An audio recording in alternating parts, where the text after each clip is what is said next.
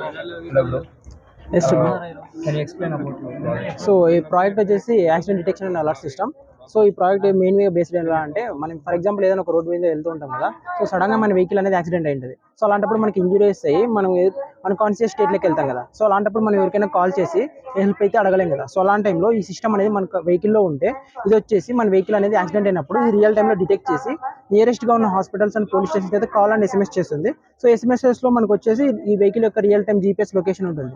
So దాని ద్వారా మనం అయితే వాళ్ళు ఎమర్జెన్సీ సోర్స్ వచ్చేసి లైవ్ ట్రాకింగ్ లొకేషన్ చేస్తూ మన దగ్గరకు వచ్చేసి సేవ్ చేస్తారు. సో దీనివల్ల మనకి ఏంటంటే డెత్ కాన్షియస్ తగ్గించచ్చు అనమాట. టైం బేసిస్ మీద వర్క్ అవుతుంది. సో ఇప్పుడు మేము జస్ట్ ఓన్లీ ఇది వచ్చేసి పొజిషన్ బేస్డ్ అయితే ఇంప్లిమెంట్ చేసాం. సో యాక్చువల్గా అంటే మనకి కార్ ఇప్పుడు నార్మల్ స్టేట్లో ఉంది కదా. సో ఇది వచ్చేసి 90 డిగ్రీస్ లెఫ్ట్ కానీ రైట్ కానీ ఫ్రంట్ కానీ బ్యాక్ కానీ 90 అంటే మేము అలా ఇంప్లిమెంట్ చేసాం. సో మనకి ఇప్పుడు నార్మల్ పొజిషన్లో ఉంది కదా.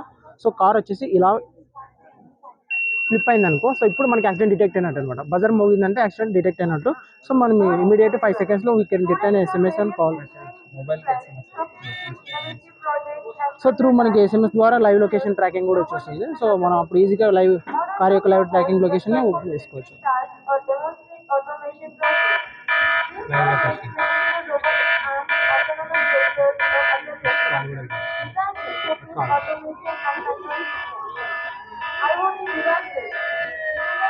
సో ఇలా అయితే మనం వాళ్ళని ఈజీగా సేవ్ చేయొచ్చు అనమాట. రెస్పాన్సిబిలిటీ తగ్గుతుంది, వాళ్ళని సేవ్ చేయడానికి ఈజీగా ఉంటుంది. దీంట్లో మీరు ఎస్ఎంఎస్ దీని గురించి పెట్టారు కదా. ఈ సెటప్ అంతా మీరు ఏమన్నా దీనికి యూజ్ చేసిన సర్క్యూట్స్ కానీ నెక్స్ట్ కోడింగ్ ఉంటాయి కదా, అవన్నీ మీ దగ్గర ఏమన్నా ఫైల్స్ ఉన్నాయి? ఉన్నాయి, డాక్యుమెంటేషన్ ఉంది. ఒక గిట్హబ్ ఫైల్ లాగా చేసేసి ఇచ్చారంటే నెక్స్ట్ ఫర్దర్ గా ఏమైనా జూనియర్స్ కానీ ఇట్లా ప్రొవైడ్ చేస్తారు. మీకు ఇంకేమైనా క్వశ్చన్స్ ఉన్నాయి? కాస్ట్ ఎంత?